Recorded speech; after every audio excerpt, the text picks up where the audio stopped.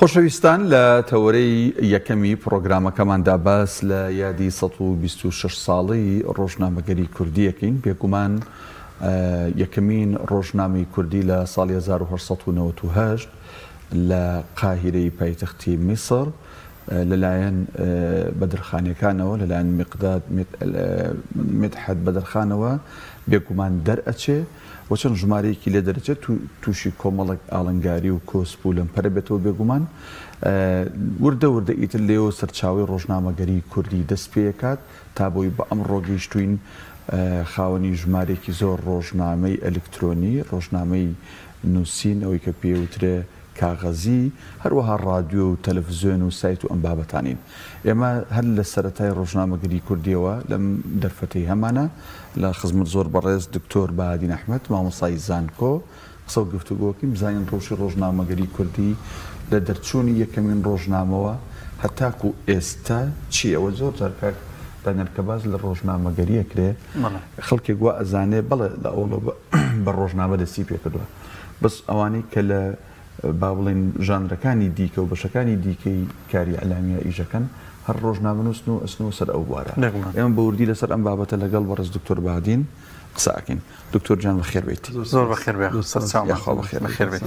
کاکتۆر ئەگەر بگەڕێنەوە بۆ 126 ساڵ لەمەوبەر بۆ ئەو مێژووە کە یەکەمین ڕۆژنامەی کوردی لە قاهیرە دەرەچێت، گرنگی ئەم هەنگاوە بۆ گەلی کورد چییە و ڕۆژنامەگەری بۆ گرنگە بۆ هەر میلەتێک، بۆ هەر دەوڵەتێک، بۆ هەر زمانێک، بۆ هەر نەتەوەیەک؟ بەناوی خۆی گەورە و میهرەبان سەرەتا دەستخۆشیتان لێکم بۆ ئەم بانگ هێشت و میوانداریە و لێرەوە بە بۆنەی 126مین ساڵیادی ڕۆژنامە نووسی کوردیەوە پیرۆزبایی لە جەنابتان و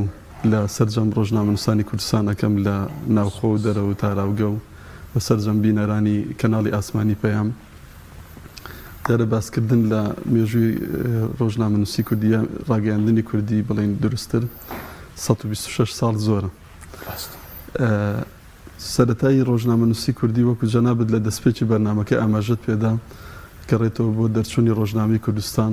لەلایەن مقداد مەدحەت بەدرخان لە 22/4/1992 لە قاهیرەی پایتەختی میسر.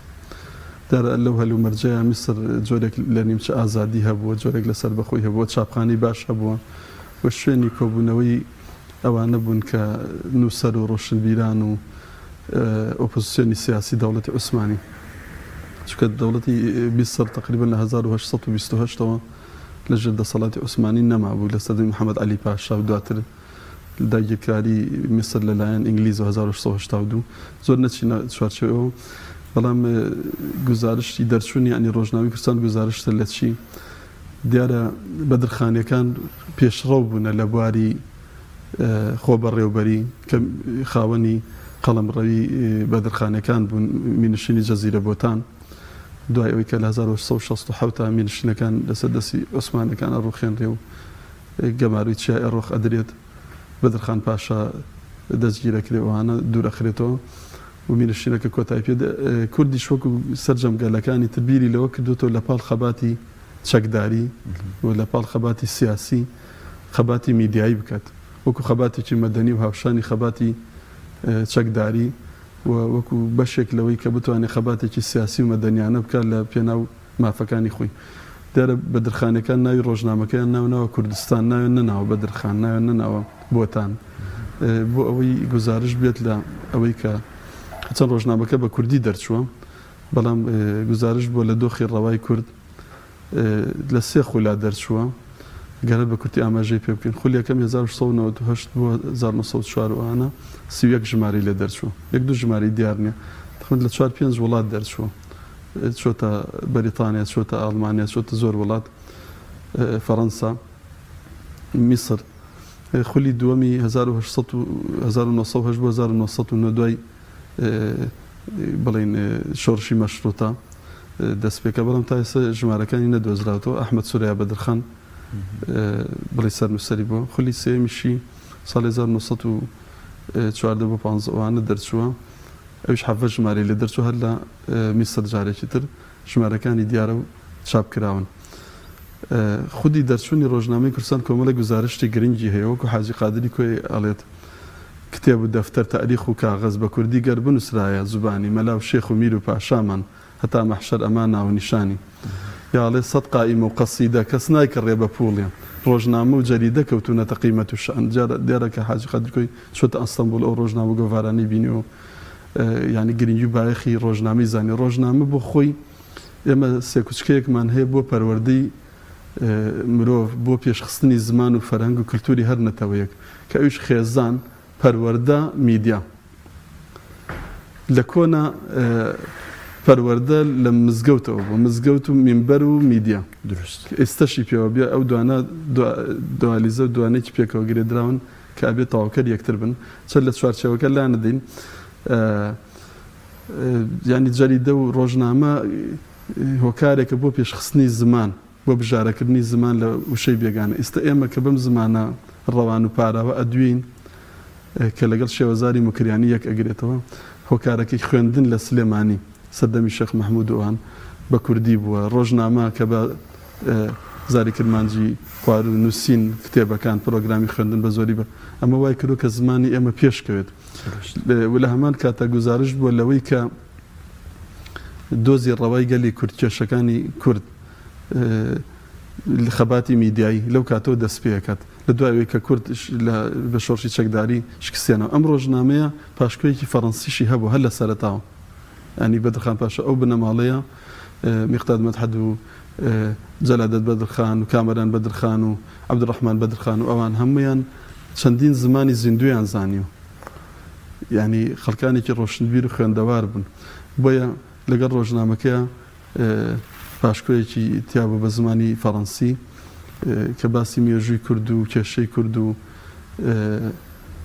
ناسنامەی کورد و کێشەی ڕەوای کوردی کردویان ئەمانە شتی گرنگن بۆ مێژووی کورد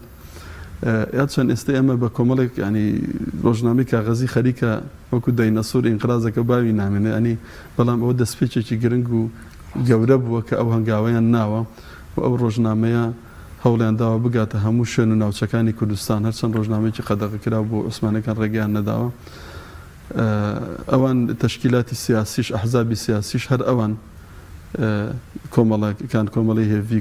کورد کۆمەڵی تەعالی کوردستان جەمعی ئەزمی قەومی کورد کە لە 1970 ئامەزرێ کە ئەوە یەکەم حیزبی کوردی و ڕێکخراوی سیاسی کوردیە هەر بەدرخانەکان هەتا ئاڵای کوردستانیش قسە هەیە لەسەر ئەوەی کە ئەوان بۆ یەکەم جار ئاڵای کوردستان منشینی بەدرخان و ئانە پێش شۆڕشی ئاگری هەبوو دکتۆر باز لەوە دەکرێت کە لەو سەردەمەی کە ئەو ڕۆژنامە دەچۆ ژمارەکانی دواتریشی بەشاز لە شازەکان هەریەکە و بە شازە تعبیری کردووە کە پشگیری بووە لە حیزبی اتحاد و تەرەقی و کاتە یاخود پاڵپشتی ئەرمەنەکانەکە یاخود ماسۆنی لە پشتەوە یان دەنگۆیەکی کە هەبووە پشگیری ئینگلیزەکانەکات لەو سەردەمەدا چۆن توانیوێتی شناسی خۆی پارێزێت بۆچی ئەمانەم دەنگوانی هەبوو ئایا پشگیری کردوون لە نێو ڕۆژنامەکانیان بە درێژایی مێژووی ئەنی کورد تۆمەتبار کراوە بەوەی کە پیاوی ئەمریکای پیاوی ئێستەشی پێوە بێت ڕاستە ماسۆنیە یاخود مەسەن سەر بە ئیسرائیل لەسەر بە ئەمریکا کە لە کاتێک ئێستا وڵات عەرەبیەکان هەر هەمویان باڵێزخانەی ئیسرائیل ئاڵای ئێشەکێتەوە تیایە کاتێک یانێ بابەتە ڕامەنێکیشە بۆ شتی لاوەکی بەڵام ینی کاتی پرۆسی ئازادی عێراق و پێشتر و گەردەلیبیانی فڕۆکەکان لە میسر و لە قەتەر و لە ئیماراتەوە هەڵەسان نەک لە کوردستانەوە بێگومان کوردی شاوپەیمانی هەبووە ئەرمەنەکانیش تەبعەن کێشەیان هەبووە حیزبی تاشناک هەبووە لەگەڵ ئەوانە هاوکار بوون بەڵام اتحاد و تەرەقیەکان کە یەکەم جا کودەتایان کرد شۆڕشی دەستوریان ڕاگەیان بەڵام دواتر کەوتنە سەر وێزەی کورد و ڕۆشنبیرە کوردەکان و ئەوان بوون بنەماڵی بەدرخانەکانیان ڕاونە چونکە ئەو کاتە ینی تقریبا ئیتر کۆتایی دەوڵەتی عوسمانی بوو و جەماعەتی ئەلمانیەکان کە دوایی ئەتاتورک و ئەوانی لێکەوتەوە حیزبی کۆماری و کۆماری تورکیان ڕاگەن ئەلمانیەکان و ئیتحادیەکان کەوتنە سەر وێزەی ڕۆشنبیرانی کورد و ئەحمەد جەودەت پاشا لە 1990 کە کودەتای کرد هەموو ڕۆژنامە گۆڤارەکانی داخست هەموو سیاسیەکان و ڕۆشنبیرە کوردەکان و هەموو ڕۆشنبیرانی تورکیای خستە زیندانەوە یاخود ڕاوینان چون پەنایان برد بۆ قاهیرە بۆ وڵاتانی ئەوروپا لەوێەوە بنەماڵی بەدرخانەکان پەڕاگەندە ئەبن لەوانەیە مەسەلەن هەوڵ هەبوو بێت لەو کاتەیە جوولەکەکان کە هەر لە سەردەمی سوڵتان عەبدولحەمید دووەمە هەوڵیان داوە کە قودس داگیر بکەن بە کڕین بێ بە هیمەت بێ بە قیمەت بێ وەکۆڵێ بەڵام کورد بۆ خۆی خەباتێکی ڕەوای هەبووە ئەنی کاتە شەڕی ئێران عێراق کراوە خۆ ئێمە عەمیلی ئێران نەبووین ئێمە ئێران وەکو حیزبێکی هێزێکی وڵاتێک پشتگیری کوردی کردووە هێزە کوردەکانی کردوە بە ئیسلامی و نەتەوەی ئەلمانیەکانەوە بەم حیزبە دەسەڵاتانەشەوە بە ئیسلامیەکانیشەوە بە مەسەن بزودنەوەی ئیسلامی بزودنەوەی پەیوەندی هەمووی لە ئێران هەر دروست بوون ئەمە هاوئاهەنگ بووە یعنی مەسەڵەن ئەوان هەوڵیان داوە سوود لە کورد وەرگن کوردیش هەوڵی داوە سوود لەوان وەرگێ من ئەوە پێمان نییە تا ئێستا ساغ بوو بێتەوە کە کورد بۆچی سەر بە ماسۆنی بوو بێت ینی ئێمە ئەرمەن کێشەی هەبووە قەتڵ و عامی ئەرمەنەکان ئیستەشی پێوە بێت تورکیا ئەو کێشەی هەیە کە لە یەکێتی ئەوروپا وەرناگیرێ و کە تا ئێستا دانیان نەناوە بە قەتڵ و عامی ئەرمەنەکان 1950 کەلمیانی شەڕیەکەمی جیان ئەمانە تو کۆمەڵێک کێشە و کۆمەڵێک دۆسی تێکەڵاون و جیاوازیشن لە یەکتر وەکو گوڵۆڵەبەنێک هین کراوە ئێمە خاوەنی کێشەیەکی ڕەوا بووین هەتاوەکو ئێستەشی پێوە بێت لەسەر جەمپارچەکانی کوردستان و لە عێراق و لە دەوڵەتی عوسمانیش هەر بێگومان کێشەی نەتەوەی هەبووە بە تایبەتی لە دوای ڕوخاندنی وەکوتم مێنشینی جەزیرە بۆتان بە درخانیەکان ئۆپۆزیسیۆنی سیاسی بوون و هەوڵیان داوە هەندێکیان پلە و پۆستیشیان هەبووە لە دەوڵەتی عوسمانی ینی پلەی باڵێزیان هەبووە پلەی متەسەڕیفیان هەبووە حسابیان بۆ کراوە لە ئەندامی مەبعوسان بوونە پەرلەمانی عوسمانی بوونە خەڵکی هینە بەڵام بەگشتی کورد خاوەنی کێشەیەکی ڕەوا بووە لە هەموو ڕۆژهەڵاتی ناوەڕاست کێشەی کەمینەکان هەیە کوردیش بەشێک لەوە لە عێراق ئێمە تا ئێستا کێشەی ئەوەمان هەیە کە کەمینەی لە عێراقا و زۆر باش دەنگمان زوڵامی بەڵێ کاک زۆرەگە بینە سەر قۆناغی ئێستا یا با بڵین دوای ڕاپەڕین لە هەرێمی کوردستان بە تایبەت بێگومان ڕۆژنامەی کوردستان بۆ کوردستانی گەورە بوو هەر چوار پارچە بووە بەڵام لێرە یادی با بڵین ڕەوشی ڕۆژنامەگەری کوردی بە هەموو بەشەکانیەوە بە خوێنراوی بە بیستراوی بە بینراوی بەمەی ئێستەکە هەیە مۆبایل بە ئەلکترۆنی لە چه ئاستێکایە بەڕاست توانیوێتی لە خزمەت هەم کللتور هەم زمان هەم دۆزی ڕەوای گەلی کووردا بێ بڵێ بەداخەوە تاوەکو ئێستا ئەوکو لە سەرەتای بەرنامەکە باست کرد ینی جگە لەوەی کە ڕۆژنامە و گۆڤار و سایتی ئەلکترۆنی ئەو هەموو ئێزگە و کەناڵی ناوخۆی هەیە نزیکی لەوانەی بڵێن 50 کەناڵی ئاسمانی کوردی هەیە بەڵام ئایا کورد وەکو فەزای مەجازی و تەکنەلۆژیایی بەکارهێنا و تێپەڕاندووە کۆسپ و لەمپەری سیاسی و جوگرافی تێکشکاندووە ئایا توانیوێتی پەیامێکی جیهانی بدا بەگوێی وڵاتانی دراوسێ هێزە زلهێزەکان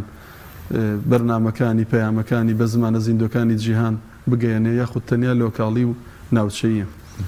ئێمە لەسەر ئاستی زمان لەسەر ئاستی ڕێنووس لەسەر ئاستی پلانی میدیایی سیاسەتی میدیایی و استراتیژی نەتەوەی نەمانتوانیوە تەکنەلۆژیا نەمانتوانیوە میدیا بە شێوە دروستەکەی بەکاربێنین کە هەموو نەتەوەکان ئەشەویلامان بۆ بکەن کە خاوەنی دۆزێکی ڕەوای ریفراندۆمان کرد هیچ نەتەوەیەک هیچ وڵاتێک پشتگیری کوردی نەکرد بەشێکی بەرژەوەندی زلهێزەکانە زۆرزانی ئەوانە بەشێکی نەزانی خۆمان ئێمە نەمانتوانیوە تا ئێستا میدیا بەکاربهێنین هەواڵ بەرنامەکانمان بە زمانی زیندوو بگەێنین و کۆک و تەبابین و پەیامەکانمان ئامانزدار بێت بە پلان کار بکەین بۆیە هەر قەتیز بووین میدیاکانیشمان دابش بوون بەسەر حیزبە سیاسەکان و لایەنە سیاسەکان و بەشێکن لەو ململانێ و لێکترازانی سیاسی لە جاتی پێکەوە ژیانی ئاشتیانە و لە جاتی ئەوەی ستۆدیۆی بەرنامەکان ببێتە مێزی گفتوگۆ و یەکدەنگی و کۆدەنگی و دروستکردنی ڕایگەشی و شارکردنەوەی تاکی کورد لەسەر ئاسی نەتەوەی نەمانتوانیەوە کار بکەین بە ئەمە لەو ڕۆی لە ڕوویەکی ترەوە ئێمە میدیاکانمان زۆر و بۆرن میدیای حیزبین میدیای سیاسین کەمتر میدیای نیشتیمانی و میدیای نەتەوەین بەداخەوە ئەوە ئەڵێم ئێمە خاوەنی ئەنفالین خاوەنی چیمیابارانین خاوەنی ڕاپەڕینین خاوەنی کۆڕەوی ملیۆنین خاوەنی ڕاگواستنی گوندەکانین خاوەنی هەموو ئەو دۆز و کێشانەی کە زۆر گەورەترە لە هۆڵۆکۆستی جوولەکەکان زۆر گەورەترە لە خەتوعامی ئەرمەنەکان بەڵام بۆ ئەوان دەوڵەتیان هەیە بۆ ئێمە دەوڵەتمان نییە بۆ ئەوان توانیان تەوزیفی ئەوە بکەن ئەو دۆسانە ئەو کەیسانە تا بە جینۆساید بناسێنن لەسەر ئاسی نێودەوڵەتی ئێمە تا ئێستا نەمانتوانیەوە ئیش لەسەر هەڵەبجە و ئەنفال و کیمیاباران و ڕاگواستنی گوندەکان و خەتڵ و ئامی کورد بکەین و هێزە زل هێزەکان وڵاتان ئەنجومەنی ئاسایشی نێودەوڵەتی کۆمەلگەی نێودەوڵەتی بین سەرخەتووە لۆبێکی وا دروستکەین لە ڕێی میدیایەوە ئێمە لە خۆمانە پەرتەوازە و ناکۆک و ناتەبین میدیاکانیشمان هەروان میدیاکان یعنی میدیای تەقلیدی و میدیای نوێ ئێستا ئێمە ئەو قۆناغانەمان تێپەڕان مەسەن قۆناغی خەباتی کورد کە ئێزگە و ڕۆژنامە و گۆڤاری هەبوو حیزبەکان لە شاخ بوون لە دوای ڕاپەڕین کە هاتنە شار قۆناغێکی تر دەست پێ ئەکات تەلەڤیزۆنی لۆکاڵی ئەوانەی تێەکەوێ تەلەڤیزۆنی محەلی دوای ئەوە لە بەرەنجامی تەکنۆلۆژیایە کەناڵ ئاسمانیەکان و سۆشیال میدیا کە ئێستا کێشەکە لەوایە لە هەرێمی کورسانە هیچ شتێک پیرۆزی نەماوە ڕێز لە هیچ پیشەیەک ناگیرێت ڕاستە ئێستا ئێمە چارەکە سەدەیەکە ناوەندەکانی ئەکادیمی هەیە لە زانکۆ پەیمانکان بەشی میدیا هەیە خەڵک بە شێوەیەکی ئەکادیمی بە شێوەیەکی پیشەی خەڵکی پرۆفشنال خەڵکی شارەزا ڕائهێنرێت لە پاڵ ئەوەش خەڵکی بە ئەزمون و شارەزا هەیە کە بۆ خۆی هەوڵی داوە بە هەرە و توانای هەبوو بووە بە ڕۆژنامەنووس بەڵام لە هەرێمی کوردستانە لە دوای ئەوەی کە سۆشیال میدیا پەیدا بوو کە پێوترە میدیای هاوڵاتی یعنی خەڵکانێکی خوێنەوار و نەخوێنەوار و نیمچە خوێندەوار بەردەوام سەرقاڵی بەکارهێنانی ئەم میدیایەن ئێستا زۆرترین کێشە لە هەرێمی کوردستان کێشەی ناوزڕاندن تەشهیر خستنە پاڵ دەستخستنە ناو کاروباری ینی کەسێتی تاچێکی ناوشار هەیە کە ئەبێت بزانێت چۆن تەکنەلۆژیا بەکارهێنێ لە خزمەتی خۆی و لە خزمەتی کۆمەڵگەیە بەڵام ئێستا لای ئێمە بەداخەوە خۆی هەموو شتێک ئەبێ بە یاسا ڕێکخرێ ئەبێ دامەزراوەکان ئەرکوکاری خۆیان جێبەجێ بکەن بەڵام لە لای ئێمە تاوەکو ئێستا دادگاکان تاوەکو ئێستا سەدیکار ڕۆژنامەنووسان وەزارەتی ڕۆشنبیری حتا پرۆگرامی خوێندن ئەبێ پەروەردەی میدیایی بخوێنرێت خەڵک ینی بە ئارەزوی خۆی تۆڕی ئینتەرنێتی لە بەردەستە لە خۆیەوە پەیج و ئەکاونتی ساختە دروستەکە بە ناوی خوازرا و وێنەی خوازرا و ئەکەوێتە حیزبەکانیش بەشێکن لەو ململانە سیاسە و میدیای سێبەر و سۆشیال میدیاش بۆتە پۆلیتیکال میدیا بۆتە ئێمە ئەوەشمان بە سیاسی کرد عەبدوڵڵا پەشێ ئەوڵێ ژنیا ئافرەت خوێندکار یا قوتابی هاشازیێڵی دەکڕوتان ڕژ بێ وشەی ناوکە فەرەنگەکانیشتان بەش کرد ئێمە هەموو شتێکمان هەموو شتێکمان بە سیاسی کردو وای لێ هاتووە کەس باوەڕ ناکە کەسی بێلایەن هەبێ کەسی خەمخۆر هەبێ کەسی دڵسۆز هەبێ هەرچی قسەیە بکەیت تۆمەت بار ئەکری هەر لە کەناڵێکەوە لە شاشەیەکەوە دەرکەوی ئەوە ئیسلامی ئەوە ئەلمانی ئەوە گۆڕان ئەوە فڵان کە لە کاتێکە لەوانەیە تۆ هیچ نەبیت کوردیت پێش هەموو شتێک کوردی وە پەیامێکی دڵسۆزانە و کوردانە ئەگەیەنینەوە من بۆ خۆشم هەر لەو ڕوانگەیەوە بە دەستخۆشیتان لێ یەکەم کە ئەم بابەتتان وروژان بابەتێکی گرنگە بەڵام لەم کاتەکەمەیە لەوانەیە نەتوانین وەک پێویست باسیکە کێشەی سۆشیال میدیا کێشەی سکوێریتی هەیە نەناسینەوەی کەسەکان زۆر جار ناسنامەی کەسەکان ناتوانانی ئاشکرا بکە کابرا بە ناوێکی خوازراوە بە ناوێکی ساختەوە هەواڵی فەیک ئەنی بە ئێمە ئەمڕۆ بەهۆی ئینتەرنێتەوە کە تۆڕێکی گرێدراوە تۆڕێکە کە هەموو خەڵکێکی تایە شتێکی تەفاعولی و ئینتەراکتیڤە شتێکی خێرایە بەردەستە هەموو کەسێک بەکارێنێ سۆشیال میدیا بۆتە سەرچاوی هەواڵەکان سەبقی سەحەفی دەست پێشخەری ڕۆژنامەنووسی جاروی خەڵکێکی دوولەڕێتۆ نیمچە لە خوێنەوار هەر نەخوێنە شتێک ئەنووسێت وێنەیەک شتێک بڵاوە کاتەوە لە خۆیەوە یا هەواڵەکان یعنی ئەشێوێنرێت ڕاو تەعلیقی تێ ئەنووسرێت یعنی تر تەشهیر و ناوزڕاندن و ئەوانە بەداخۆ هەرچەند کۆمەڵێک یاسامان هەیە کۆمەڵێک یاسامان هەیە بەڵام زمانێکی زبر زمانێکی بازاڕی یعنی خەڵکی بە ئاشکرا ینی بەڕاست و چەپە بەداخەوە بۆتە دیاردەیەکی زۆر ئێمە گینا کۆمەڵێک یاسامان هەیە یاسای خۆی ئەڵێ لا عقوبە ولا جەریمە ئیلا بالنەص هیچ شتێک بە تاوان نانرێ و سزای لەسەر نیە ئەگەر دەقیقی یاسای نەبێت لانی کوردستان یاسا هەیە بەڵام یاساکان وەکو خۆی جێبەجێ ناکرێت ئەگەر دوای دەرفەت بند باسی یاساکانەکە زۆر باشە کاک دکتۆر بە درێژایی مێژووە خۆت ئاماژەت پێ کرد ینی ڕۆژنامەی کوردی ڕۆڵێکی بەرچاوی هەبووە لە بڕیارە سیاسیەکان لە گۆڕینی شەقام ڕایگشتی تەنانەت بەرەنگاربوونەی زوڵم و ستەم ینی کەمترین ژمارەش لەوانێ بەردەستی هاوڵاتیان کرد بەڵام لەم سەردەمی ئێستاماندا هەموو کەسێ بە شار لە شازەکان ڕۆژنامەکە لە بەردەستی هەیەتی موبایلەکەیەتی و هەموو هەواڵ هەموو شتێک ئەبینێ بۆ ینی کاریگەری نەبوو لە کاتێکدا هەموو ڕێژێ هەموو کەسێک دەتوانێت ئەو هەواڵانە ئەو شتانەی کە هەیە بیبینێ بە بەراورد بە ساڵانی پێشووتر بەڵام هەڵوێستەکان کەمترن من وەکو باسم کرد میدیا بۆ خۆی ئەرک و ماف و بەرپرسیارەتیە بەشێکە لە ئازادی ڕادەربڕین بەشێکە لە ئازادی گشتەکان بەشێکە لە مافی دەستکەوتنی زانیاری کە لە جاڕنامی جیهانی مافەکانی مرۆڤ مادەی 19 بەرگە 1 و 2 3 باسی ئازادی ڕادەربڕین ئەکە کە هەموو تاچێک مافی ئازادی ڕادەربڕین و ئەوانەیە هەموو تاچێک مافی پەیوەندیکردنی هەیە مافی دەستکەوتنی زانیاری هەیە مافی بەکارهێنانی تۆڕەکانی پەیوەندیکردن و میدیای هەیە میدیا خۆی پیشەیەکی پیرۆز و گەورەیە بەرپرسیارەتیە بەڵام میدیای فەرمی مەلامیحی دیارە ئێستا کەناڵی ئاسمانی پەیام و زمان حاڵی حزبێکی سیاسی کە کۆمەڵی دادگەریە و بەشێکە لە تۆڕی میدیای کۆمەڵ و ناسنامە ئێوە ئاشکرایە کە بێژەرن و ناوتان و ڕوخسارتان بەڵام ئەم میدیای سۆشەڵ میدیا ئەوانەی بەسەرە جێبەجێ نابێت ینی هەموو کەسێک بۆ خۆی نێرەر و وەرگرە هەموو کەسێک بۆ خۆی بۆتە میدیاکار و ڕۆژنامەنووس کاتێکە نە سەلیقەی هەیە نە بەهرەی هەیە نە ئەو توانایی هەیە نە شارەزایە بە یاسا و ئیتیکە ڕۆژنامەنووسی ئەمە قوڕەکەی خەست کردوێتەوە لە کوردستانی شاوەکو پێویست سۆشیال میدیا کۆنتترۆل نەکراوە یاسای تایبەت نییە و حیزبە سیاسیەکان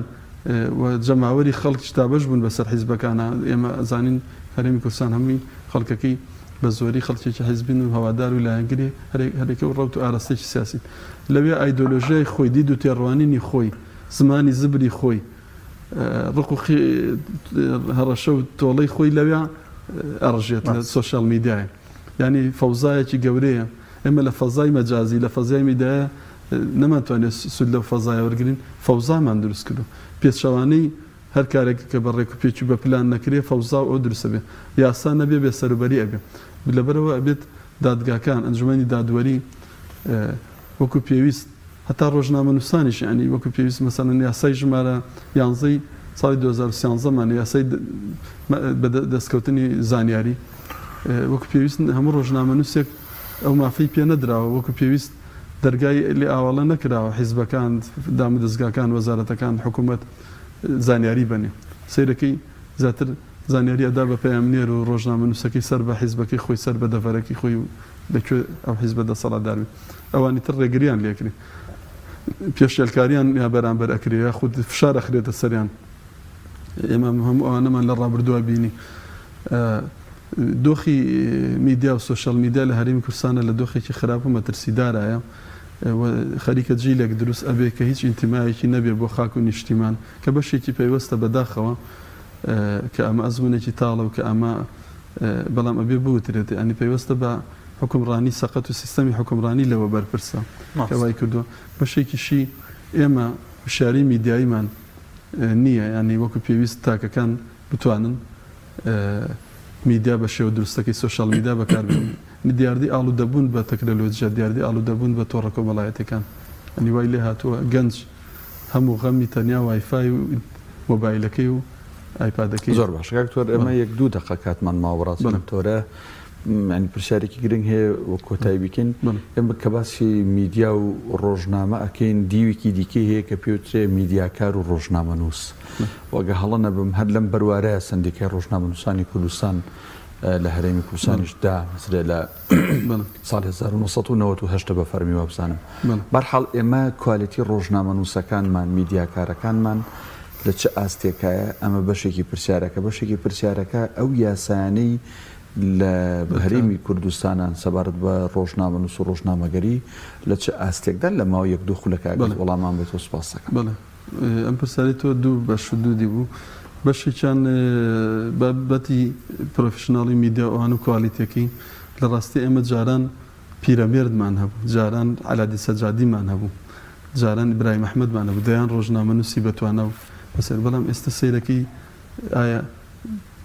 خەڵکی لەو ئاستەمان هەیە کە ئەکادیمیش نیان خوێندبوو نەخێر ئێستا بەداخۆ کۆمەڵێک خەڵک بە ناوی کچە مۆدێل و بە ناوی نازانشی هێنراونەتە سەر شاشە و عرض ئەکرێن لە سۆشیال میدیا قەبە ئەکرێن و دەوڵەمەند ئەکرێن بازرگانی بەسەر میدیا و بەسەر شاشەوە ئەکەن بەداخەوە ئاستی کوالیتی هەموو شتەکانمان دابەزیوە ئاستی کوالیتی دام و دەستگاکانمان حکومڕانیمان خزمەت گوزاریەکانمان پرۆژەکانمان میدیاکانیشمان وەکو بەشێک لە سیستەمی سیاسی و کۆمەڵایەتی و کارگەڕی ئەویش ئاستی کوالیتی زۆر دابەزیوە هەستەکەی لە ئاستی پێویستان نییە و بەشێک لەوەی کە وتم پەیدابوونی ئینتەرنێت و سۆشیال میدیا و کە پێوتر میدیای هاوڵاتی ئەوە وای کردووە کە ئێستا هەموو کەس خۆی کردو بە ڕۆژنامەنووس و میدیاکار جاری وایە پەیامەکەی تۆ وێنەکەی تۆ هەواڵەکەی تۆ پۆستەکەی تۆ ئەبا بڵاوێک کاتە بەنای خۆی باش بەتێکی تریش مەسلەی یاسا ئێمە چەند یاسایەکمان هەیە یاساکان شتی باشن بەس لە شوێنی خۆیان جێبەجێ نەکران وەکو پێویست جێبەجێ ناکرێت بۆ ئێستا هەمەت و کەمپینەکە ئیمزاکۆکردنە بۆ تەفعیلکردن و ئەکتیڤکردنی یاسای دەستکەوتنی زانیاری ئەوەی کەوتم ژمارە 11 ساڵی 2013 یاسایەکی ترمان یاسای ژمارە 35 ساڵی 2007 کە یاسای ڕێخستنی کاری ڕۆژنامەنووسیە لە هەرێمی کوردستان کە لەو یاسایە بەندکردن و ئەوانەی تیانی هەندێک حەسانی تایە بە ڕۆژنامەنووس یاسایەکی ترمانە یاسای ژمارە 6 ساڵی 2008 یاسای خراپبەکارهێنانی ئامێرەکانی پەیوەندی کرد کە هەندێک جار بەداخەوە ڕۆژنامەنووس بەم یاسایە شتێکی مەتاتیە دادگای ئەکرێت لە کاتێک کابێ ڕۆژنامەنووس بە یاسای ژمارە 35 ساڵی 2007 وەکرێ هەوڵێکە بوو بۆ ئەوەی لە ساڵی 2020 یاسای ڕێخستنی میدیای ئەلکترۆنی لەوێ یەکێک لە کێشەکانەوە بوو تەمەن خوێندنەوەشی بۆ کرا لە مانگی تەموزی 2020 خوێندنەوەی یەکەمی بکرا لە پەرلەمانی کوردستان بەڵام لە یاساکەیە لە مادەیەکە بەکارهێنانی میدیای ئەلکترۆنی و هەندێک لەوانی بەستۆتە یاسای تیرۆرە ژمارە 3 ساڵی 2006 کاوە بەڕاستی شتێکی مەترسیدار بوو دەرە یاساکە نەچوە باری جێبەجێکردنەوە هەر بە ڕۆشنچی و گەڵاڵەکراوی مایە یاسای ڕێخستنی ڕکلامی بازرگانیە لە کوردستان سیرەکەی لەم یاسایە پێمە بە یاسای ژمارە 4 ساڵی 2019 کە من خۆم بەشێکی پسپۆرەکەم ڕکلام ینی یاسایکی تێکەڵ و پێکەڵە لە ناو یاسای ڕکلامی بازرگانیە باسی ڕکلامی هاتوچۆ و تەندروستی و باسی مناڵ و ژنان و ترافیک لایت و هەمووی تێکەڵ کردووە ینی 8 مادەشە ینی ئەوەی یاسای دەستکەوتنی زانیاری یاسایکی زۆر باشە 22 مادەیە گەر جێبەجێ بکرێت پێم وا بێت وەکو خۆی هەموو ڕۆژنامەنووسێک هەموو کەناڵەکان ینی وەکو بە شێوەیەکی یەکسان زانیاریان دەستکەوێت ڕەوشی میدیا لە هەرێمی کوردستان وەکوتم جگە لەوەی حیزبی سیاسی بەشێک جار ڕۆڵی چاوەشەکاری ئەبێنێ لایەندارە میدایەکی بابەتی و ئەوە نییە شتێکی کە هەبوو هەر لەسەر ئەو بابەتە یعنی دەستکەوتنی زانیاری یەکێکە لە کێشەکان شەفافیت نییە ینی زۆر جار دۆستەکان کەیسەکان ئەشارڕێتەوە لە ڕۆژنامەنووس و لە شاشە و لە مایکەکان وەڵام بابەتە چەند سەرکەین هەڵەگرێت ئەوە کێشەکان لە هەرێمی کوردستان هەموو ڕۆژنامەنووس دەستی ناکەوێتە زانیارەکەن دەستان زۆر سپاس بۆ بەڕێزی نەخرێتە بەردەست بێگومان دەست خۆش بێ زۆر سپاس بۆ بەڕێز دکتۆر بەعادی نەحمەد مامۆستای زانکۆ یەخوا بەخێر بێ سپاس